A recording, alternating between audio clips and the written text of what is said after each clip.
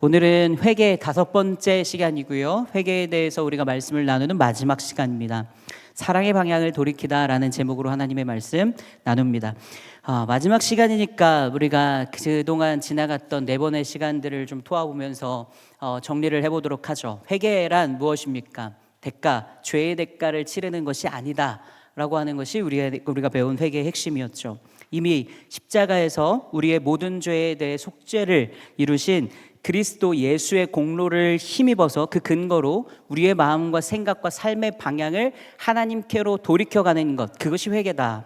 그래서 조금 더 쉽게 표현하면 회개라고 하는 것이 죄를 더 정확하게, 더 분명하게, 빠짐없이 하나님 앞에 나아가서 고백하는 일이 아니라 하나님께로 더 향하여지는 것, 하나님께로 더 향하여 나아가는 것이 진정한 회개다. 그래서 우리 안에 회개하는 성향으로 우리의 삶이 회개하는 삶이 되도록 우리의 성향을 바꾸는 일, 우리의 추구함이 회개가 되어지는 것, 이것이 진정한 회개의 삶을 사는 것임을 우리가 배웠죠.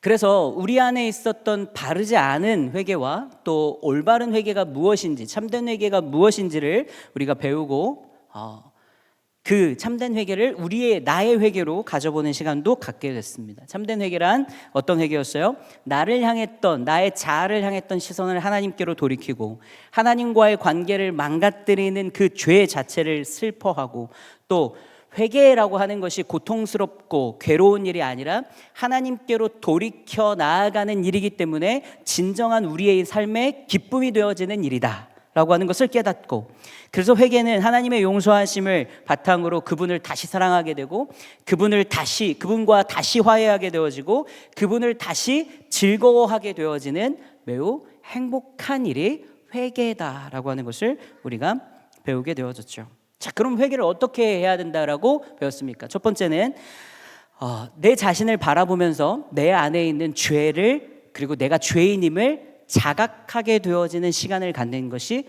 회개의 실제의 처음이었습니다. 내가 하나님 앞에 섰을 때, 하나님의 말씀의 빛으로 나를 조명했을 때, 또 그리고 하나님의 은혜의 빛으로 나를 조명했을 때, 나라고 하는 존재가 의로운 존재가 아니라, 선하고 아름답고 온전한 존재가 아니라 깨어지고 상하고 상처 입고 그렇게 어딘가가 연약해져서 흔들리고 있었던 내가 죄인임을 자각하게 되어지는 순간이 1번. 그 다음에 2번은 나를 바라봤던 시선에서 하나님을 바라보는 시선으로 바꾸고요. 그래서 하나님은 그럼 나를 향해서 어떤 사랑으로 사랑하시는지, 하나님은 얼마나 의로우신 분이신지, 하나님은 얼마나 우리 안에서 어떻게 자기 자신을 나타내고 계시는지를 우리가 깨닫는 것이 회개의 2번째 실제였죠.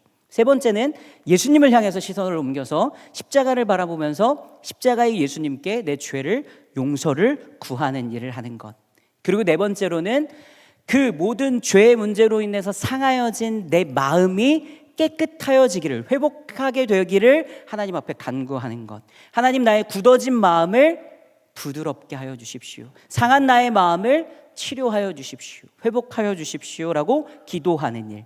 상한 마음을 회복해가는 기도가 4번째. 그리고 마지막 5번째는 그런 상한 마음이 나의 마음이 회복되어질 때, 그래서 내 삶이 진정한 회개의 삶으로 살아가게 되어질 때, 그래서 하나님께로 돌이켜져서 하나님과의 친밀한 사귐을 살아감으로 인해 우리 안에 어떤 하나님으로부터 주어지는 큰 기쁨을 온전히 내가 기뻐하고, 또 그리고 그 기쁨을 실제로 내가 살아가게 될 수 있도록 기도하는 일. 이것이 여러분들이 해야 되는 회개의 마지막 단계라는 겁니다. 회개 기도를, 여러분들이 회개를 이렇게 나가는 거예요. 내가 죄인임을 자각하고 하나님의 의로움을 바라보고 예수 그리스도의 십자가를 통해서 용서를 구하고 우리의 상한 마음을 새롭게 하고, 그리고 하나님을 기뻐하는 사람, 하나님으로 기뻐하는 사람으로 살기를 간구하는 것. 이렇게 우리는 회개를 해나가는 겁니다. 지난주였죠. 그래서 우리가 그렇게 회개의 삶을 살아가면 우리 안에 어떤 일들이 있는데, 우리가 이 회개를 실제적으로 우리의 삶에서 어떻게 완성하고 그 회개를 통해서 우리가 어떤 열매를 맺어야 되는데 라고 하는 말씀을 지난주에 나눴죠. 지난주의 말씀의 핵심은 하나님께 죄를 짓는 것뿐만 아니라 우리는 우리의 삶의 자리에서 우리들의 이웃에게도 죄를 지으면서 살아가는데, 하나님께만 죄에 대해 용서를 구하고 회개하는 것이 진정한 회개가 아니라, 말씀은 뭐라고 얘기한다고요? 우리가 죄를 지은 이웃에게도 누군가에게도 내가 아닌 타인에게 죄를 지었다라고 한다면 반드시 그에게로 찾아가 회개, 용서를 구할 것을 말씀은 지적한다라고 했죠. 그래서 지난주 우리가 나눴던 본문 가운데서 핵심은 뭐였냐면 자신의 죄를 정직하게 인정하며 회개하지 않고 그저 선한 행동으로 내가 저지른 죄를 대강 덮어버리려고 하는 태도를, 그러한 모습을 예수님이 들추어내는 거다라고 우리는 그 말씀을 좀 살펴봤어요. 죄를 저질러 놓고선 회개, 용서를 구하거나 그 죄에 대해서 책임을 다하지 않고 선한 행동, 우리 안에서의 선한 행동의 쉬운 접근은 예배 드리는 일로, 예배 시간에 나와서 찬양을 하는 일로, 찬양하면서 눈물 흘리고 기도하는 일로 대강 그것을 덮어버리고 지나치려고 하는 것은 잘못된 일이다라고 예수님 말씀해 주시는 거죠. 무엇을 해야 돼요? 찾아가서 용서를 구하는 일을 해야 된다. 그리고 말씀대로 배상하는 일도 우리 안에 할 수 있으면 최선을 다해 그 일들을 해야 한다. 그것이 진정한 회개다라고 하는 것을 배웠어요. 그렇게 우리가 우리 안에서 하나님을 향해서 회개하고 또 그리고 우리의 이웃들과 회개하게 되어질 때 우리 안에 나타나게 되어지는 열매가 있는데, 회개에 합당한 열매를 맺어가게 되어지는데, 그 회개에 합당한 열매는 뭐였어요? 이웃사랑이다. 하나님 사랑과 이웃사랑이다라고 하는 것을 우리가 배우게 되어졌죠. 결국에는 회개라고 하는 것은 여러분들이 무릎 꿇고 소리를 되게 큰 소리로거나 아니면 되게 간곡한 그 마음의 애절함을 담아서 하나님 앞에 내가 저지른 죄의 항목들을 하나씩 지워가는 일을 하는 게 아니라 우리의 마음과 생각과 삶을 돌이켜서 진정으로 하나님을 다시 사랑하게 되어지는 것. 그래서 하나님을 사랑함으로 인해서 하나님의 사랑을 또한 배워 하나님이 사랑하시는 이 땅과 이 열방과 하나님이 사랑하시는 수많은 하나님의 사람들을 나도 사랑하게 되어지는 것. 하나님 사랑과 이웃 사랑이 우리 안에 온전히 회복되어지는 것이 우리가 살아가야 되는 회개의 삶이다라고 하는 것을 우리는 배워온 거예요. 자, 다시 한번 정리할게요. 회개는 단순히 여러분들이 죄책감만 가지고 할 수 있는 게 아니다라는 거죠. 회개는 죄책감, 내가 저지른 죄의 문제로부터 오는 어떤 불안함과 두려움 때문에, 그 문제로 인해서 내가 받게 되어질 어떤 하나님으로부터의 책망 때문에 해야 되는, 억지로 괴롭게 해야 되는 일이 아니다라는 겁니다. 죄책감은요, 죄로 인해서 생겨나게 되어지는 어떠한 찔림은 회개의 출발일 뿐이에요. 회개는 죄책감에서 출발해서 하나님을 사랑하게 되어지는, 하나님의 사랑에 이르게 되어지는 여정이 회개라는 거예요. 죄책과 죄의 문제에만 사로잡혀서 그 안에 갇혀서 끙끙거리면서 끝나는 것이 회개가 아니라, 내 안에 있는 이 죄를 통해서 하나님과 나와의 단절된 그 관계로 인해 아파하면서 슬퍼하면서 그 아픔과 슬픔 안에, 그 바탕 안에 다시 하나님으로 돌이켜 하나님을 온전하게 사랑하게 되어지는 그 삶의 여정이 회개다라는 거예요. 그래서 우리는 회개의 삶을 살기 위해서 하나님을 사랑하는 마음을 갖고 그로 인해서 죄를 슬퍼하는 마음을 가지면서 살아가게 되어지는 거예요. 마음을 돌이키면 돌이킬 때마다 여러분들이 회개의 삶을 통해서 여러분들이 돌이켜지면 돌이켜질 때마다 여러분들이 회개의 삶을 살기 때문에 더 이상 죄를 저지르지 않게 되는 것이 아니라, 마음을 돌이켜서 하나님께 가까이 나아가면 나아갈수록, 그래서 여러분들의 마음속에 하나님을 향한 사랑의 마음이 더 커짐으로 인해서 죄를 향해 슬퍼하는 마음이 동일하게 커져서 여러분들 안에 더 이상 죄가 들어오지 못할 수밖에 없게 되는, 왜냐하면 여러분들의 마음과 생각과 그 삶의 공간이 이미 하나님으로 채워져 있기 때문에 다른 것은 더 이상 들어올 수 없는 상태가 되어지는 것, 그것이 우리가 회개의 삶이라고 하는 것을 배운 거예요.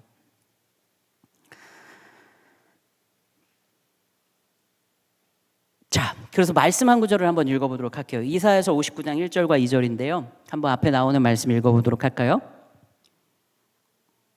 시작. 여호와의 손이 짧아 구원하지 못하심도 아니요 귀가 둔하여 듣지 못하심도 아니라 오직 너희 죄악이 너희와 너희 하나님 사이를 갈라놓았고 너희 죄가 그의 얼굴을 가리어서 너희에게서 듣지 않으시게 함이니라.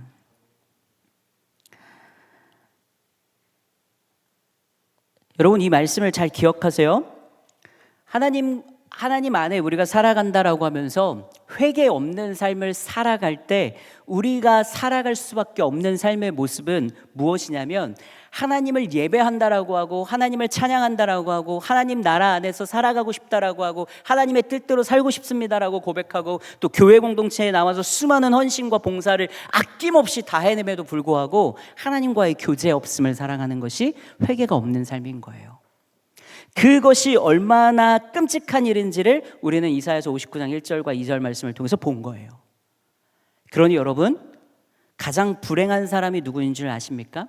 자신의 죄 때문에 기도해도 교제가 없고 하나님의 말씀을 읽어도 깨달음이 없고요, 예배를 드려도 뜨거움과 감화가 없는 사람이 불행한 거예요.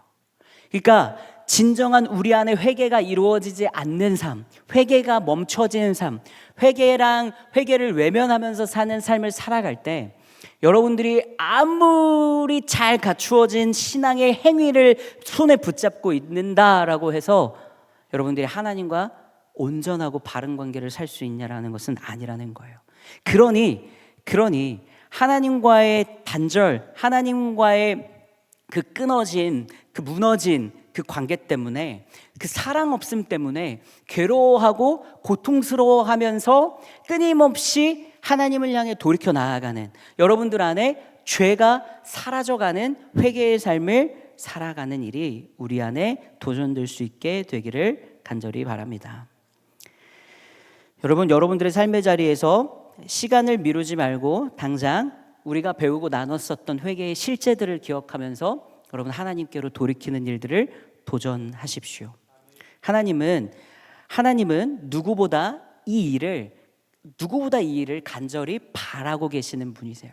왜요? 하나님은 여러분들과 사랑하기 위해서 여러분들을 지으셨고, 하나님은 여러분들과 사랑하기 위해서 이 땅을 운영하고 계시거든요. 하나님의 창조의 섭리는 다른 이유가 있지 않고 우리와 사랑의 교제를 나누기 위한 단 한 가지뿐이에요. 그러니 하나님은 오늘도 여러분들을 회개하도록 도와주시고요, 여러분들의 회개를 받으시는 분이세요.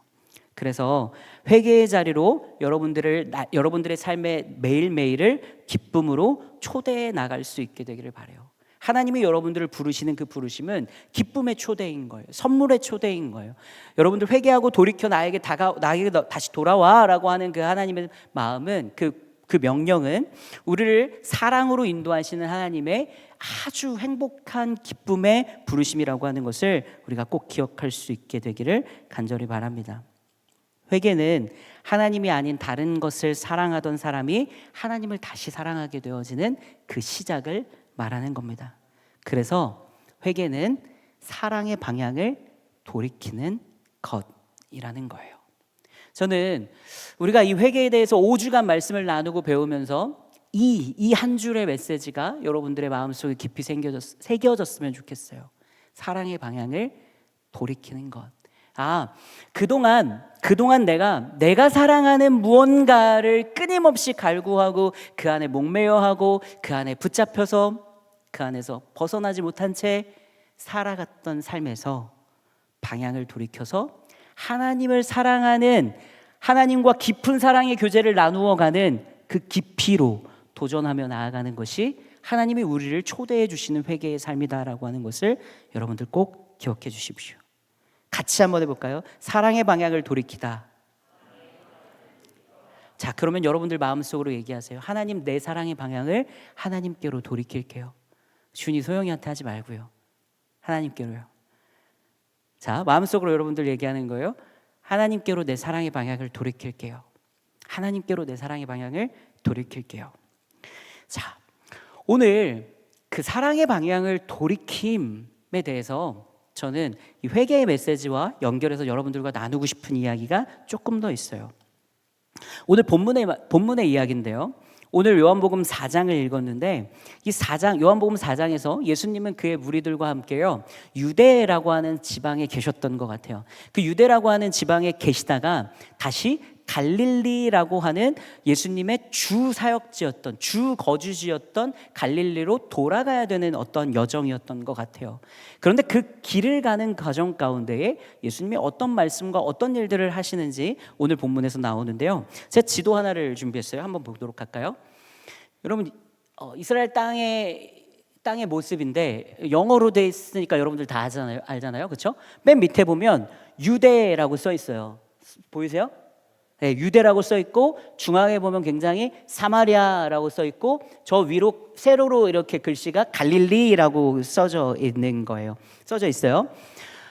예수님 활동하실 때의 이제 지도인데 예수님 활동하실 때 이스라엘 민족이 살아가던 그 땅의 덩어리는 크게 세 덩어리로 나뉘어서 그들은 살고 있었어요. 그래서 유대 지방, 사마리아 지방, 그리고 갈릴리 지방이라고 하는 그 세 덩어리에서 살고 있었는데 예수님이 갈릴리에서 활동하셨잖아요. 갈릴리에서 활동하시는데 유대까지 오셔서 하나님의 말씀을 전하는 일들을 하셨던 거예요. 쭉 밑으로 내려오셨던 거죠. 그런데 다시 이제 집으로 돌아가는 겁니다. 갈릴리로 돌아가는 여정을 가셔야 되는 상황인데 오늘 본문 말씀에서 보니까 유대를 떠나 다시 갈릴리로 가실새 사마리아를 통과하여야겠다라고 예수님이 말씀하고 계신 거예요. 자, 보세요. 지도를 보면 유대에서 갈릴리로 가는 길은 어디로 가야 되는 게 맞아요?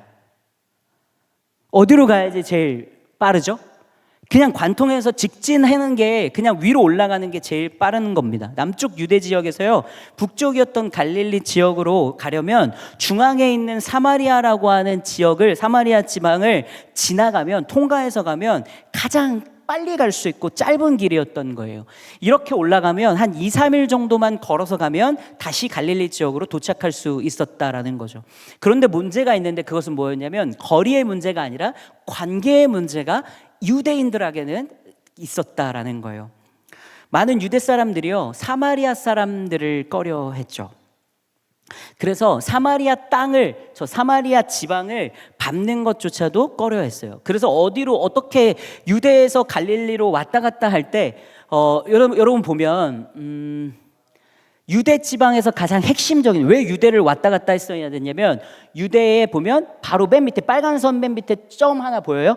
여기 뭐라고 써 있냐면 예루살렘인 거예요. 유대 지방에 예루살렘에 있거든요. 그러니까 예루살렘에 와야 돼. 성전에 와야 돼. 그러니까 갈릴리 사람들이 유대 지방으로 이따금씩 와야 되는 일들이 반복되어졌었는데 그런데 그 여정을 사마리아를 통과하지 않고 돌아서 갔다는 거예요. 파란 선이 보면 돌아가는 지역인데 대부분의 사람들이 요단강을 건너서 베레아라고 하는 지역으로 간 다음에 다시 북쪽으로 올라가는 여정으로 갈릴리와 유대 지방을 왔다 갔다 했다라는 거예요. 이렇게 가면 최소한 2배 이상의 여정을 걸어갔어야 되는 일이에요. 여러분 2, 3일만 시간을 떼서 내가 그 일을 한다라고 해도 그리고 그냥 걷는 일도 사실 굉장히 어려운 일이잖아요. 불편한 일이잖아요. 그런데 그 2배가 되는 훨씬 더 먼 길을 선택하면서까지도 사마리아 지방을 사마리아 사람들을 유대 사람들이 피하고 싶었다라는 거예요. 그 이유는 기원전 722년에 북이스라엘이 아수르라고 하는 제국에 의해서 멸망당하게 되어집니다. 그런데 이 아수르는 아수르 제국을 운영하던 통치자가 어떤 정치적 관념을 가지고 있었냐면 자기들이 제국을 운영할 때에 있어서 식민지들의 자기들이 이제 다 빼앗은 나라들의 사람들을 다 옮겨다가 이주해다가 살게 하는 일들을 했어요. 그래서 아수르 사람들도 살게 하고 또 포로로 잡아온 사람들도 여기서 A 지역에 있었던 사람들 B 지역에 옮기고 해서 막 뒤섞은 거예요. 왜 뒤섞죠? 뒤섞어서 그들이 원래 그 지역과 그 가족, 그 무리 안에서 살아가고 있었던 언어, 문화, 종교, 사회적인 모든 것들을 다 혼탁하게 만들어서 제국의 다스림과 통치 안에 살아갈 수 있도록 그 일들을 해나갔던 거죠. 그래서 바로 이 사마리아 지방이 아수르에게 멸망당한 북이스라엘 사람들과 수많은 아수르의 제국의 통치 안에 딸려 들어온 이방 사람들이 혼합되어져서 혼혈인들이 많이 생겨나게 되어진 지역과 사람들이 되어진 거예요. 그래서 이 북이스라엘의 이 사마리아 사람들을 유대인들은 혼잡한 잡종이다라고 표현할 만큼, 이게 진짜 나쁜 표현이죠. 많이 순화해서 제가 얘기한 거예요. 혼잡한 잡종이다라고 표현할 만큼 이들은 순수한 언약 백성의 주의자로 살아가던 이 유대 사람들에게 혼혈이 되어버린 이 사람들은 진짜 상종하면 안 되는 그런 존재들이 되어져 버린 거예요. 뿐만 아니라 피가 섞였다, 다른 사람들과 다른 민족들과 섞어지게 되어졌다라고 하는 순수 혈통주의를 파괴하는 일뿐만 아니라, 바벨론에서 우리가 이제 곧 배우게 될 건데, 바벨론에서 포로로 귀환한 유대 사람들이요, 예루살렘 성전을 재건하는 일들이 있어요. 곧 배울 겁니다. 2주부터 우리가 말씀을 나눌 건데, 그 성전을 재건하는 일들을 할 때 이 사마리아 지방의 사람들이 그 예루살렘 성전을 재건하는 일들을 방해해요. 못하게 괴롭혔어요. 그러면서 이 사마리아 사람들은 자신들만의 성전을 사마리아의 그리심산에다가 다시 세워버립니다. 너네 그렇게 예루살렘 성전이 중요해? 근데 우리랑 상종하지 않아? 그러면 우린 사마리아 땅에다가 그리심산에다가 더 멋있고 하나님 예배하는 성전 지을 거야 라고 지어버려요. 이렇게 하니까 유대 사람들은 이런 잡종들이 이런 하나님을 모욕해? 이런 하나님을 믿는 믿음을, 하나님을 예배하는 예배를, 성전을 모독해? 라고 해서 혈통도 신앙도 오염되어진 민족이다 라고 유대인들은 사마리아인들을 여겼던 거예요. 그래서 오늘 말씀의 9절에 보면 유대 사람들은 사마리아 사람들을 상종하지 아니하리라 라고 얘기해요. 이것은 단순히 이 유대 사람들이 사마리아 사람들하고 친하지 않다라고 하는 것을 얘기하는 것이 아니에요. 여러분들 잘 생각해 보세요. 북이스라엘과 남유다가 둘로 나뉘어졌는데 이들은 누구예요? 형제였거든요. 형제예요, 형제. 12지파잖아요. 12아들들의 자손들이 두 나라로 쪼개졌었던 상황이었던 거잖아요. 형제들인데, 그런데 그 북이스라엘의 사마리아 사람들이 혼혈이 되어졌다라고 해서, 어떤 믿음과 신앙에 문제가 있다라고 해서 그들을 개만도 못하게 취급하고 상종하지도 않고 함께 먹지도 마시지도 않고 가까이도 하지 않는 그런 진짜 완전 멸시하는 그런 관계가 되어져 버렸다라는 거예요. 그리고 그 대상자들에게 이 유대인들은요, 자기 자신들이 하나님이 주셨다라고 믿고 살아갔던, 지키면서 살아갔던 그 율법까지도요, 율법을 해석하는 일까지도 그 관계에 영향을 끼쳐요. 그래서 사마리아 여자라고 한다고 하면, 사마리아 여자야? 사마리아에서 태어난 여자야? 사마리아 여인이야? 라고 하면 이 사마리아 여자는 태생부터 부정한 여자야. 말이 됩니까 이게 여러분? 태생부터 너는 부정한 여자야. 그래서 다른 부정한 죄라고, 부정함이라고 여겼었던 수많은 문둥병 이런 것처럼 사마리아 사람의 여자라고 하면 그냥 그 사람하고 가까이 가면 죄인이 되는 거예요. 부정한 자로 여겨지는 거예요. 그렇기 때문에 유대 사람들이요, 사마리아 지방을 아예 피하면서 그렇게 살아왔다라는 거예요. 자, 그런데 오늘 말씀을 보니까 예수님이 그런 유대인들과 함께 했잖아요. 그런 유대인들과 함께하는 여정으로 유대 지방에 갔었고, 그리고 다시 갈릴리로 돌아가야 되는 상황이란 말이에요. 그런데 그 상황 속에서 예수님이 이렇게 얘기해요. 4절 말씀입니다. 4절 같이 읽어볼게요. 함께 읽겠습니다. 시작. 네, 예수님이 무리에게, 제자들에게 이렇게 얘기하는 거예요. 야, 나 이제 우리 가자, 갈릴리로 가자, 따라와. 근데 내가 갈릴리로 갈 건데 우리는 사마리아를 통과해야 되겠어 라고 얘기하고 있는 겁니다. 난리가 났죠. 제자들 뒤집히고요, 무리들은 웅성웅성하고요. 야, 이거 큰일 났다, 이거 어떻게 하지? 나는 안 가고 싶은데 가야 되는 거야, 말아야 되는 거야? 예수님 왜 저러시는 거야? 미쳤나? 막 온갖 소리들이 이제 난잡하게 막 떨쳐 막 되게 되는 거죠. 그런데 여러분, 여기서 말하고 있는 예수님이 통과해야 하겠는지라라고 얘기하는 이 하겠다라고 하는 이 표현은 헬라어 데이라고 하는 단어를 쓰는데요, 이 단어는 필연적, 반드시 할 일이야 라고 하는 의미를 갖고 있는 단어예요. 그래서 예수님이 여기서 무엇이라고 얘기하는 거냐면, 사마리아를 통과해서 가는 일은 하나님의 뜻과 섭리가 담겨져 있는 필연적인 일이야 라고 제자들에게, 무리에게 선포해 주고 있는 거예요. 너희들 그 길 안 가려고 하지? 가고 싶어 하지 않지? 그런데 그 길을 가야 돼. 왜냐하면 이것이 바로 하나님의 뜻이고 하나님의 섭리 안에 있는 우리가 반드시 우리의 삶의 자리에서 해야 하는 일이야 라고 예수님이 말씀해 주고 계신 거죠. 그럼 뭘까요? 예수님이요, 효율을 극대화하기 위해서요, 서두르기 위해서 빨리 갈릴리로 가야 돼서 갈릴리에서 말씀을 전하고 갈릴리에서 복음을 전하면서 살려야 될 사람들이 너무 많아서 야 빨리 가자. 그래서 야 시간을 단축해야 돼. 그러니까 사마리아 통과해서 가자라고 선택했던 것이 아닙니다. 예수님은 하나님의 뜻과 섭리, 하나님의 사랑 때문에 잃어버린 한 영혼을 만나기 위해서 그 길을 반드시 가셔야만 했다라는 거예요. 하나님은 사랑으로 인해서 방향을 돌이키시는 분이다라는 거예요. 예수님은 사랑하시기 위해서 방향을 돌이켜 길을 가시는 분이 예수님이라는 거예요. 당시의 유대인의 사랑은요, 자기 편에게만 향했어요. 자기 사람들에게만. 깨끗한 사람, 같은 민족, 같은 신앙을 가진 사람, 같은 공동체에 있는 사람, 내가 이 범주 안에, 내 울타리 안에, 내 마음의 생각의 사고의 울타리 안에 넣어줄 수 있는 사람만 사랑의 대상으로 여기면서 살아갔다라는 거예요. 그런데 예수님은 그 사랑의 방향을 바꾸고 계신 거예요. 사람들이 피하는 곳, 사람들이 외면한 여인, 사람들이 선을 긋는 그 자리에 다리가 되어주시는 게 예수님이셨다라는 거예요. 유대인이 가지고 있었던 인종적인, 종교적인, 성별적인 벽을 직접 깨뜨리심으로 인해서 복음이 모든 사람들을 향하고 있고 하나님의 사랑이 모든 사람들을 사랑으로 향하고 있다라고 하는 것을 우리에게 보여주고 계신 것이죠. 여러분, 이 말씀은요, 유대인들은 며칠을 더 걸려서라도 사마리아를 피하려고 하는 수고를 거부하는 선택을 해요. 그리고 예수님은 한 영혼을 위해서 수고스럽게도 정면으로 통과하는 그 일을 선택해요.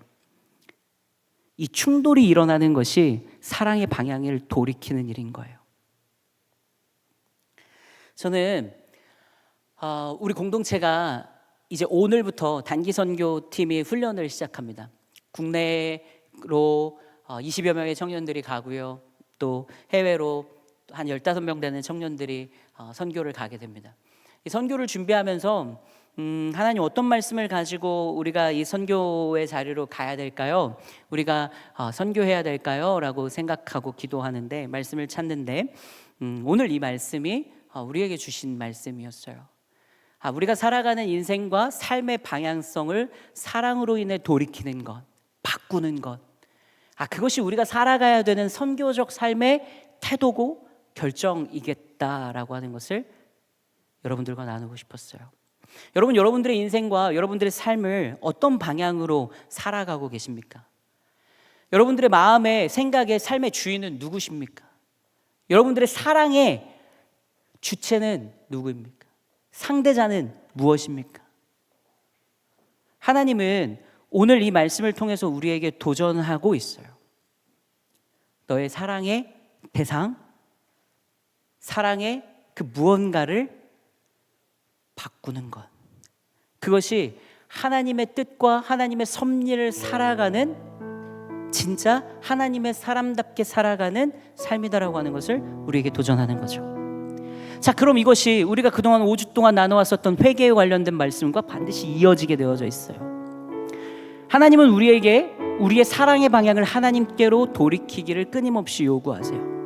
우리가 하나님께로 우리의 사랑의 방향을 끊임없이 돌이켜 나가기 시작하면 하나님은 우리 안에 하나님을 닮은 모습으로 다시 우리가 하나님이 사랑하시는 우리의 이웃들을 사랑할 수 있는 방향으로 나아갈 수 있도록 도와주시죠. 예수님이 우리에게 보여주셨던 것처럼요.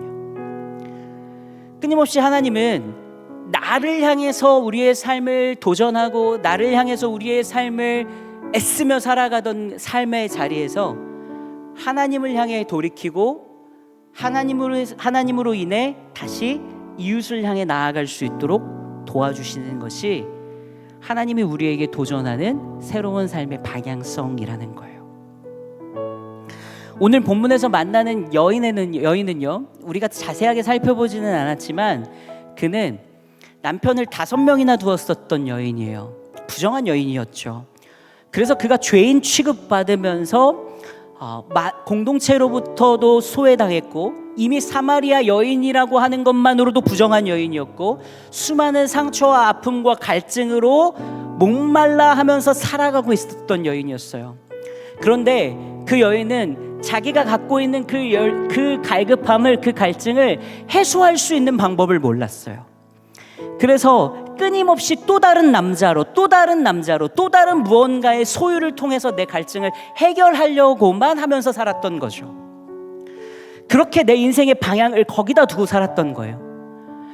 내가 무엇을 더 사랑하면, 내가 무엇을 더 가지면, 내가 무엇을 더 이루면 내가 내 마음속에 오는 이 끝없는 갈증을 해소할 수 있을까, 해결할 수 있을까라고 하는 그 궁금증이 해결되지 않은 채 계속해서 반복하는 그 실패로 세상으로 들어가는 일들을, 방향을 살았던 거죠.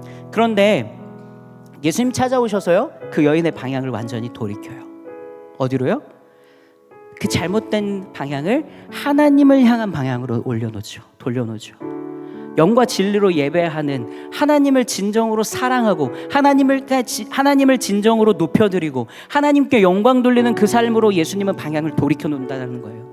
우리가 이제 찬양을 부를 건데요, 주의 옷자락 만지며 라고 하는 찬양을 부를 거예요. 이 찬양에는 여러 말씀들이 많이 섞여서 담겨져 있어요. 그런데 후렴구의 가사에 보면 특출나게 드러나는 두 명의 여자가 나와요. 한 사람의 여자는 혈루증을 앓고 있었던, 내 몸에서 피가 쏟아져 나가는데 그걸 어떻게 할 수 없는 여인이었어요. 얼마나 고통스럽고 괴로웠겠습니까? 그 여인이 나오고요, 또 한 명의 여인은 죄인이었던 한 여인이 예수님에게 향유를 붓고 그의 발에 자기 머리칼로 발을 씻기고 발에 입을 맞추는 여인의 모습이 나와요.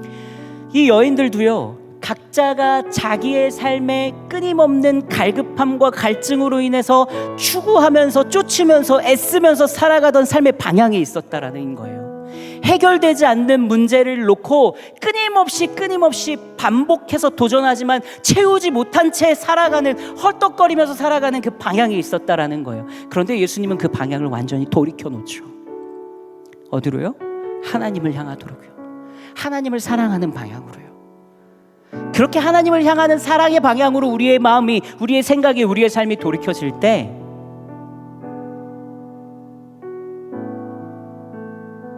그때부터 하나님은 우리의 삶이 얼마나 복되고 아름답고 가치 있고 귀한 존재인지를 깨닫고, 그래서 그 아름다움을 비춰내고 전하며 살아가는 귀하고 귀한 삶의 자리로 나아갈 수 있도록 도우시는 거예요. 우리가 만나는, 얘기했던 이 세 명의 여자가요, 이름도 잘 알지 못하고요, 이 사람들의 정확한 배경이나 이 사람들의 추후의 삶에 대한 이야기도 알지 못하지만, 그러나 이들은 온 세계에 수천 년간을 지나도록 수많은 사람들에게 복음의 증거로 쓰여지는 아름다운 존재가 되어줘요. 하나님을 통해서 사랑의 방향이 돌이켜졌을 때 그의 인생이 하나님으로부터 아름답게 쓰여지는 거예요. 같이 찬양합시다.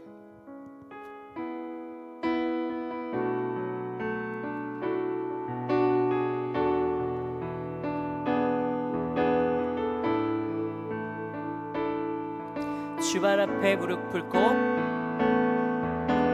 주발 앞에 무릎 꿇고 그 사랑에 남기네. 어떤 말도 그 어떤 소리도 그 발 앞에서 잠잠해지네.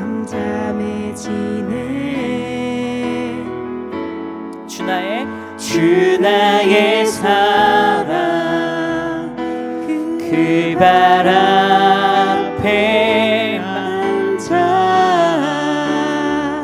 내 모든 기도는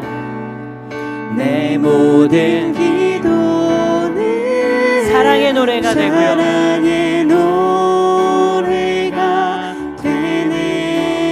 주의 옷자락 만지며, 주의 옷자락 만지며, 주의 두 발을 씻기고요, 주님 그 발에 입을 맞추고, 주님 그 발에 입 맞추고 맞추며 나의 왕관을 놓으리. 주의 옷 자랑만 지며 주의 두 발을 씻기며 주의 두 발을 씻기며 주님 그 발 앞에 주님 그 발 앞에 맞추며 나의 왕관을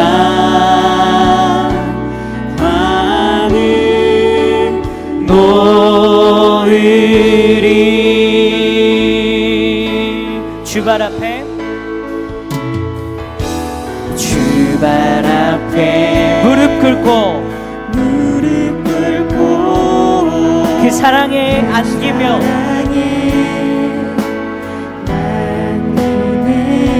어떤 말도 어떤 소리도 그 발 앞에서요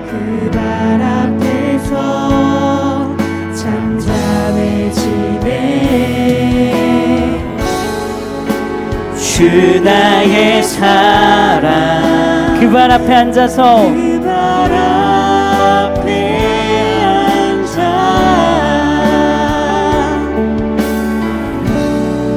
내 모든 기도는 사랑의 노래가 되네. 주의 옷 자랑만 지며 주의 두 발을 씻기며 주님 그 발에 입 맞추니 그 발에 입 맞추어 나의 왕관을 놓으리. 주의 옷 자랑만 지며 옷 자랑만 지며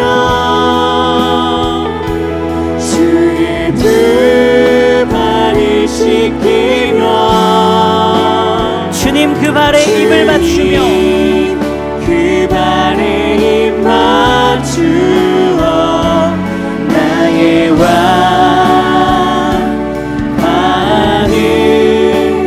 놓으리. 주의 옷 자랑만 지며 주의 옷 자랑만 지며 주의 두 발을 씻기며 주님 그 발에 입을 맞추며 그 발에 입 맞추며 나의 왕관을 놓으리. 주의 옷 자락을 만지며 주의 옷 자락만 지며 주의 두 발을 씻기며 주의 두 발을 씻기며 주님 그 발에 입 맞추며 나의 왕관을 놓으리. 여러분, 회개의 삶의 결론은 사랑의 방향을 돌이키는 거예요. 그리고 오늘 우리가 만나는 요한복음에서 예수님은 그 사랑의 방향을 어디로 어떻게 돌려야 하는지를 구체적으로 우리에게 가르쳐주고 있어요. 먼저는 우리가 우리를 향했던, 나를 향했던, 나의 무언가를 향했던 사랑의 방향을 돌이켜서 하나님을 사랑하는 방향으로 우리의 사랑의 방향을 돌이켜야 하고요. 그리고 두 번째로는 내가 사랑하고 싶지 않고 사랑할 수 없고 사랑하기 싫은 그곳으로 우리의 사랑의 방향이 돌이켜져 나가는 것을 우리가 은혜로 경험할 수 있어야 돼요. 근데 이 일이 두 가지가 다 사실은 어려운 일이에요. 하나님 사랑하는 일,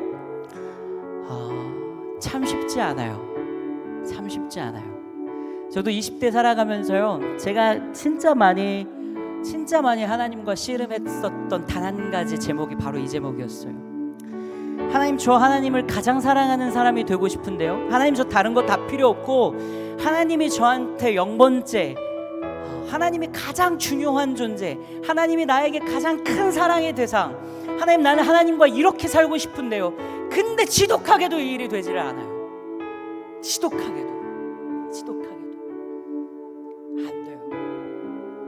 하나님보다 사랑하고 싶은, 하나님보다 사랑하고 있는, 하나님보다 사랑해서 놓치고 싶지 않은, 하나님보다 사랑해서 잃어버릴까봐, 빼앗길까봐 너무나도 두려워하면서 괴로워하는 것들이 내 안에 하나님보다 더 크게 많다라고 하는 것이 지금까지도 해결되지 않는 문제예요. 어려운 문제예요. 내가 사랑하고 싶지 않은 사람을 사랑한다라는 거요, 내가 사랑하기 싫은 사람을 사랑한다, 사랑의 마음으로 방향이 돌이켜진다라고 하는 거요, 이것만큼 괴롭고 끔찍한 일이 우리 안에 또 없죠. 예수님이 갈릴리로 가는데 사마리아 땅을 향해 가자라고 하는 이 얘기가 그와 함께 있었던 수많은 제자들과 무리들에게는 끔찍하게 괴로운 명령으로, 끔찍하게 괴로운 부르심으로 따라오라라고 하는 표현으로 들렸다라는 거예요. 근데 이 모든 두 가지 다 우리 안에 잘할 수 없는 일인데 하나님은 그 일로 우리를 초대하고 계세요. 왜냐하면 우리의 사랑의 마음이 하나님께로 온전히 돌이켜질 때, 우리의 사랑의 방향이 돌이켜져서 하나님이 사랑하는 이 땅의 수많은 내가 아닌 다른 사람들을 사랑하며 살리며 살아갈 때, 그때가 하나님이 우리를 창조하시고 하나님이 우리와 함께 하신다라고 하는 그 하나님의 뜻과 섭리가 우리 안에서 이루어지는 그 완성된 모습이 바로 그때가 되기 때문에 그래요. 그래서 할 수 없는 이 일을 하나님은 우리 안에서 하나님이 도와주세요. 여러분, 그러니까 이 시간 우리가 같이 기도할 때 여러분들의 힘이 아니라 하나님의 도움을 구하는 시간을 가졌으면 좋겠어요. 하나님, 내가 내 사랑의 방향을 돌이키며 하나님 사랑하는 사람으로 살아가고 싶어요. 하나님, 내 사랑의 방향을 돌이켜서 하나님이 사랑하시는 나와 내가 아닌 다른 누군가를 사랑하면서, 아니요, 하나님, 내가 사랑하고 싶지 않은, 사랑하기 싫은 그 누군가를 사랑하면서 살아갈 수 있도록 도와주세요.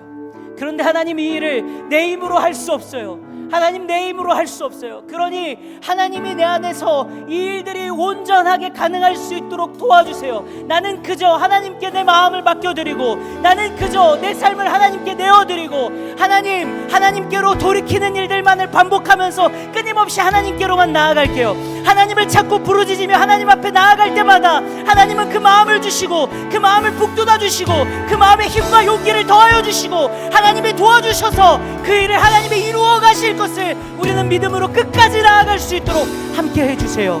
하나님, 그래서 반드시 그 일을 우리가 맛보아라. 하나님께 감사하고 하나님이 주신 그 선물로 살아가는 그 기쁨이, 그 놀라움이 얼마나 큰지를 누리면서 살아가게 되어지는 내가 될 수 있도록 하나님 축복해 주세요. 우리가 그 마음 가지고 이 시간 함께 주님의 이름 한번 크게 부르고 기도하며 나아갑니다. 함께 기도하겠습니다. 주여!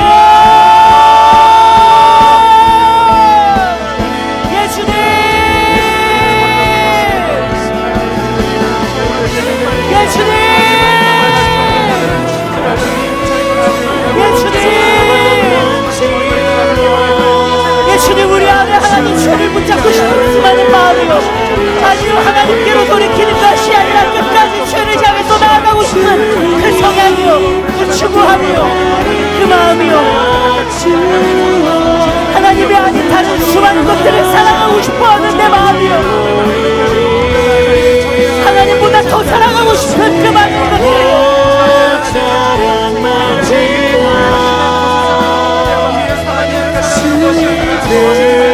내 안에 있는 하나님의 자리를 차지한 수많은 사람들을 하나님 우리가 바라보고 있습니다. 하나님, 그로부터 도대체 다시 하나님을 나아가시고 우리의 도전과 힘과 용기가 우리 안에 하나님 성령을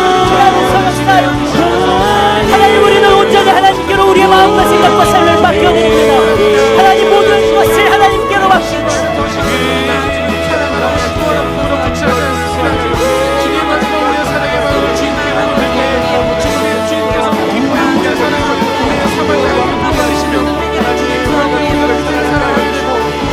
하나님, 내 안에 있는 수많은 사랑의 방향이 돌이켜져 하나님께로 향하게 되어질 수 있도록 주님 도와주십시오.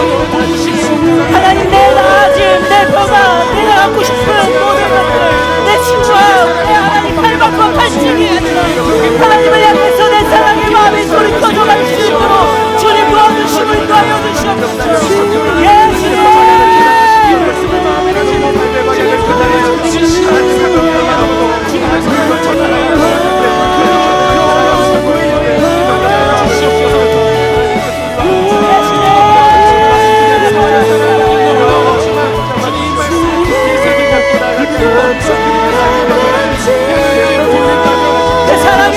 뒤바뀌게 되어지는 우리 사랑하는 청년들이라 볼 수 있도록 주님 도와주시옵소서.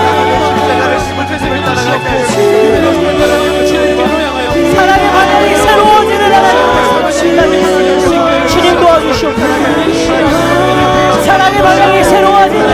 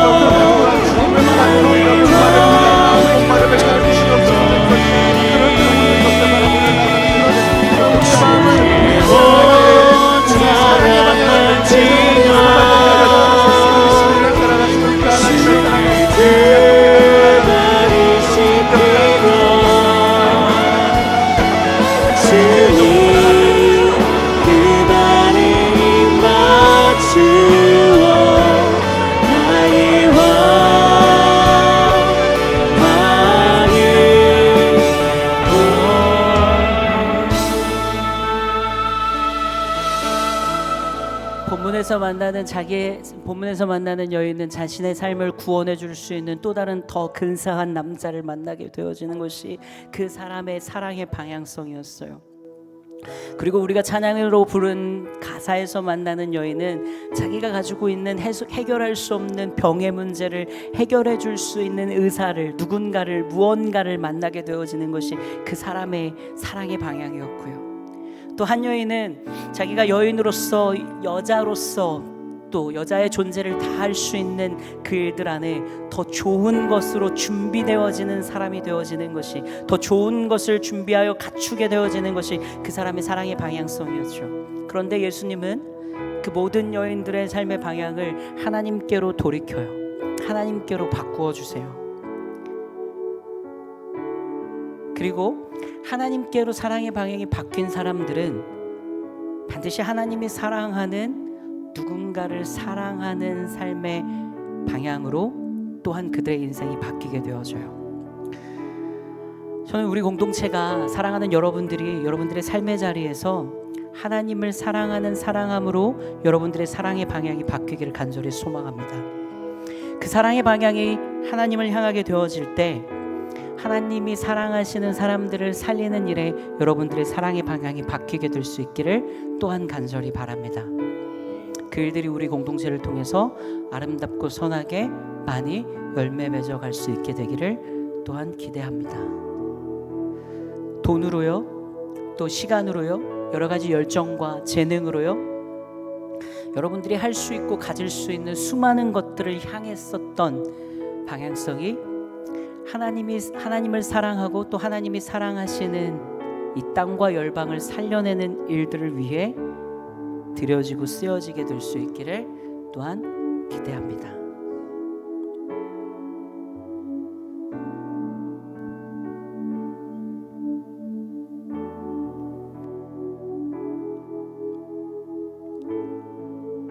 마지막으로 여러분 오늘 말씀을 보면요, 꼭 기억하고 돌아가세요. 예수님이 그 사마리아를 향해 통과하여야 하겠는지라 라고 하고 들어가십니다.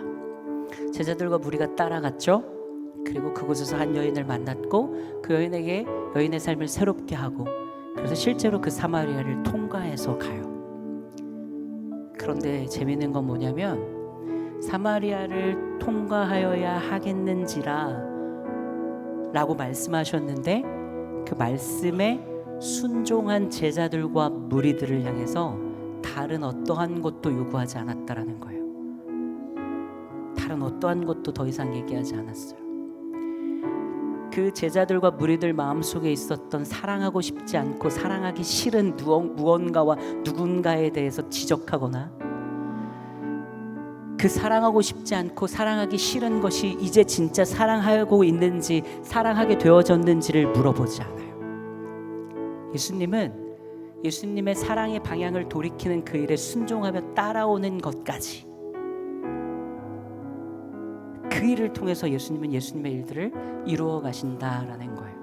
그러니 지난주에 말씀을 나눴던 것처럼 여러분, 용서하는 것, 그 사람을 이해하고 품고 그 사람과 함께 살아가는 것, 이것도 마찬가지예요. 여러분들이 다시 돌아가서 내가 정말 끔찍하게 여겼던 사람을 용서하여 다시 친하게, 아주 가깝게 정말 사랑하는 관계로 돌아가야 된다라고 하는 것은 아니에요. 거기까지 가면 물론 좋지만 거기까지 가지 않아도 예수님이 여러분들의 마음 가운데 계시고 여러분들의 마음을 통해서 일하시고 예수님의 그 마음을 기뻐하신다라는 것을 여러분들이 기억해야 돼요. 오늘 말씀도 마찬가지예요. 사마리아를 통과하여야겠는지라. 아멘. 묵묵히 그냥 예수님 가셨던 길 따라가기만 하면 돼요. 내가 그 사랑하고 싶지 않은 사람을 실제로 여기 안에 있는 제자들과 수많은 무리들이 사마리아 사람들 가서 손잡고요, 같이 식탁을 나누고 하지 않았어요. 다른 무언가가 있지 않았어요. 그런데 간 거예요. 그 길을 통과하기만 하면 되는 거예요. 이 말씀을 기억하면서 여러분들 집으로 돌아갔으면 좋겠어요. 한 주간을 살았으면 좋겠어요. 기도하겠습니다. 하나님, 우리가 사랑의 방향을 돌이켜 하나님을 향하게 되기를 기대합니다. 우리의 사랑의 방향이 새로워지기를 기대합니다. 하나님을 향한 그 사랑의 방향으로 인해 하나님이 사랑하시는 수많은 사람들로 우리의 사랑의 방향이 향하게 될 수 있도록 도와주세요. 그래서 하나님, 우리 사랑하는 청년들이 이들의 청년의 때를 살아갈 때 이들이 할 수 있고 이들이 쓸 수 있는 수많은 것들이 하나님을 향하게 되고 하나님이 사랑하시는 수많은 하나님의 이 땅과 이웃들을 향하게 될 수 있도록 또한 축복하여 주시옵소서. 이제는 우리 주 예수 그리스도의 은혜와 하나님의 크신 사랑과 성령님의 교통하심이 우리 사랑하는 청년들과 이들의 삶의 자리와 또 그리고 이 나라와 민족 위에 영원히 함께 하시기를 간절히 축원합니다. 아멘.